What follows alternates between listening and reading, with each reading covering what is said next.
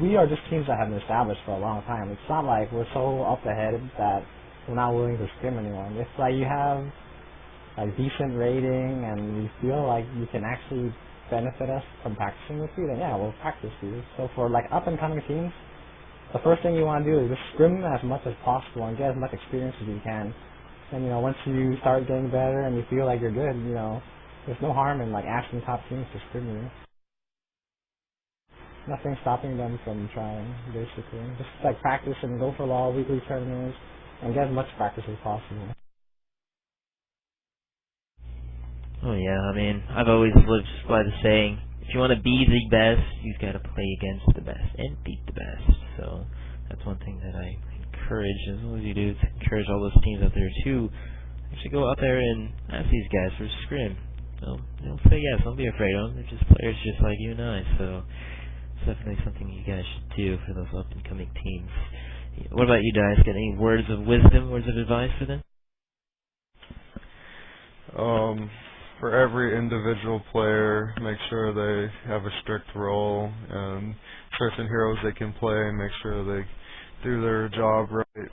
And the better each individual player plays, the better, more potential you have, and then have like a team captain, because that's the problem a lot of us had at DreamHack for every team. Our teamwork wasn't really the top notch, and just go into it with confidence, and just because you see a big name like Big Fat LP or something, and you see him in solo queue, like, oh my god, I'm gonna lose.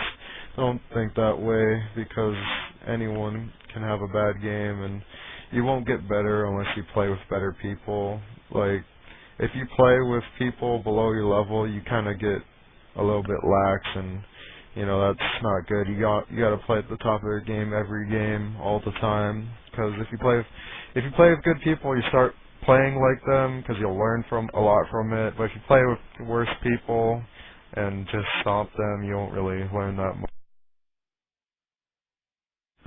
So yeah, just practice a lot and make sure you get one hero down at a time. Oh yeah, definitely. A few questions left here. I guess this is a little bit more personal to you guys. Who is your favorite champion to play, Dyrus?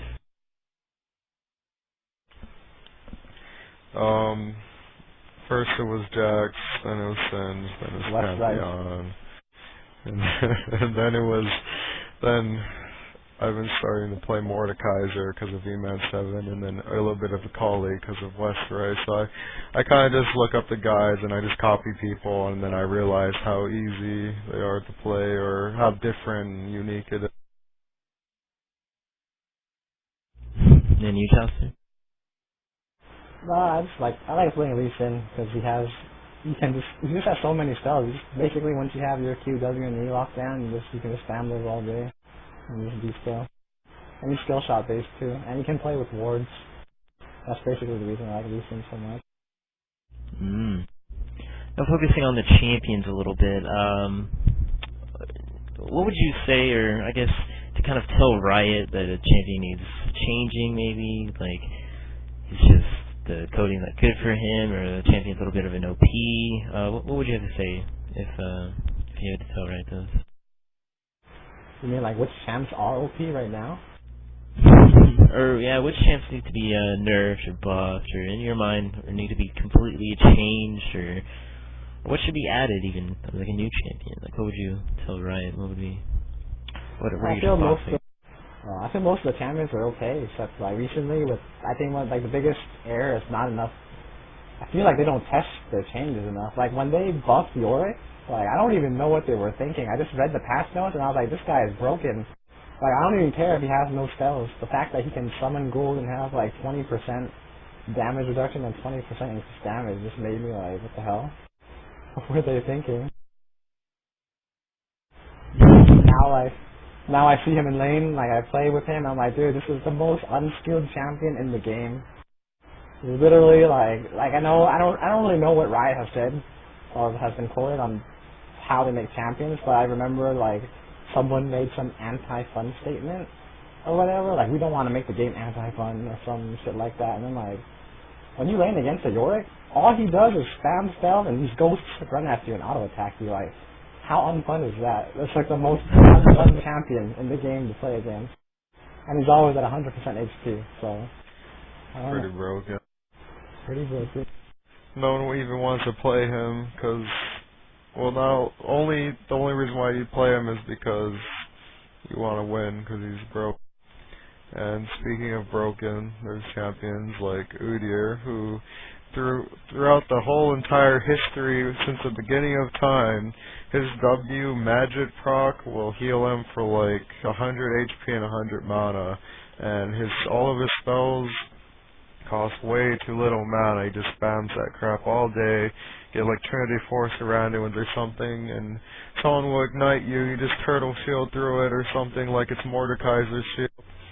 And you pretty much never die, and you can run up and just burst people down, slow them down for like Lizard Buff and Phage or something, and run away with full HP and laugh at people because you can just farm the lane all day and you're almost impossible to kill. And then there's Orianna's kind of ridiculous. I don't know how to explain that, but I think she's pretty ridiculous. Oh yeah, whenever she throws her ball and does her ult, it's pretty, I don't know, I get frustrated. Yeah, it's more like, when they make champions, they should, like the old champions, they had like one thing that made them special, like, oh, you know, this champion has like a knockback, oh, this champion is special because it's like a ranged carry with a slow. But now they're making, like, look at Orianna, she has a shield, she has a speed boost, she has a slow buff, she has an AoE, she has a ward with her ball. Like, she has everything. She even has, like, a defense with her passive. So what is Riot doing? They're just giving these champions everything. It's like a wonder package because it's a new champion. I think it'd be cool if we make a demigod. Make him invulnerable to everything. Give him, like, a W spell that makes him invulnerable for 30 seconds. That would be interesting. What are your thoughts about the new female champion that just came out? She's good with Pantheon. She can jungle. It's just, I think she's okay. She's just a pure tank, so her ganking ability at level 6 is really good. Because it's like a range AoE, huge giant stun, and her passive is like a dot that's like a Kali's mark, which when someone else hits them, they take massive damage. So when you put Leona and some other stunner or Pantheon in a lane, and they just go on one person and keep on proccing that passive every time, it's like, what the hell, where did all this damage come from? Oh yeah, definitely. I haven't had a chance to play myself, but what are your thoughts about it, Chaucer? I actually haven't kept up with any of the new champ stuff. I never really look at it until they actually release. I see. Alright, let's see. Does our CEO of WOGL, OL, do you have any questions for these two guys?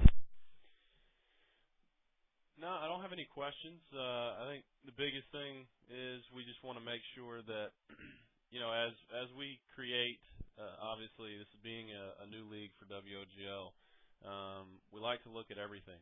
We like to talk to the pro players. We like to talk to the amateur players. We like to really get a full view of what's going well and what's not going well in a game when we go to take it on. And it's mainly so we don't make the same mistakes. We put in a lot of time and effort to put a league together and to work to try to get sponsors of the events, which we've done for pretty much every game we carry.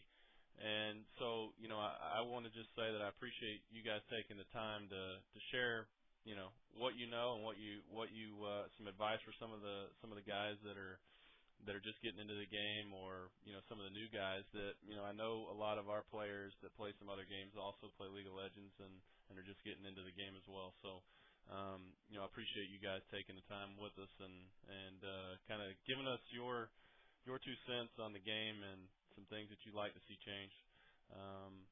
And other than that, looking forward to the League of Legends. Looking forward to putting some events together and hopefully being a part of season 2.